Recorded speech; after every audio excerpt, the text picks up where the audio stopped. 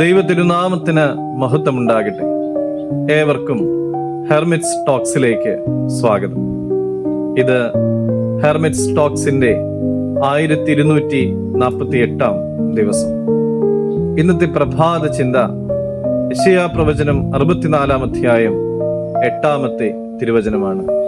എങ്കിലോ യഹോവേ, നീ ഞങ്ങളുടെ പിതാവ്, ഞാൻ കളിമണ്ണും നീ ഞങ്ങളെ മനയുന്നവനും ആകുന്നു. ഞങ്ങളെല്ലാവരും നിന്റെ കൈപ്പണിയത്രേ. കളിമണ്ണിന്റെ ഭാവി കുശവന്റെ കയ്യിലാണ്. കളിമണ്ണ് സ്വയമേവ രൂപപ്പെടുന്നില്ലല്ലോ. കുശവൻ ആഗ്രഹിക്കുന്നത് പോലെ മനോഹരമായ പാത്രങ്ങളും ശില്പങ്ങളും കളിമണ്ണ് കൊണ്ട് ഉണ്ടാക്കുന്നു. കളിമണ്ണിന്റെ പ്രത്യേകത എന്താണ്? അത് മൃദുവായിരിക്കും, രൂപാന്തരപ്പെടുത്താവുന്നതുമാണ്. അതുപോലെ നമ്മുടെ ഹൃദയവും ദൈവത്തിന് രൂപാന്തരം വരുത്തുവാൻ തക്കവണ്ണം വിനയമുള്ളതായിരിക്കണം. നല്ല കട്ടിയുള്ള മണ്ണ് രൂപാന്തരപ്പെടുവാൻ പ്രയാസപ്പെടുന്നത് പോലെ അഹങ്കാരമുള്ള ഹൃദയത്തിൽ ദൈവത്തിന് പ്രവർത്തിക്കുവാനായിട്ട് സാധിക്കുകയില്ല.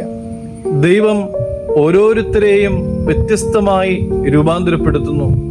ചിലപ്പോൾ അനുഗ്രഹങ്ങളിലൂടെ, ചിലപ്പോൾ കാത്തിരിപ്പിലൂടെ, ചിലപ്പോൾ കഷ്ടതകളിലൂടെ. എന്നാൽ ഓർക്കുക, എല്ലാം നമ്മുടെ നന്മയ്ക്കായി തന്നെ. നാം ഒരു യാദൃച്ഛിക സൃഷ്ടിയല്ല, ദൈവത്തിൻ്റെ കൈപ്പണിയാണ്. നമുക്ക് വിലയുണ്ട്. നമ്മെക്കുറിച്ച് ദൈവത്തിന് പദ്ധതിയുണ്ട്.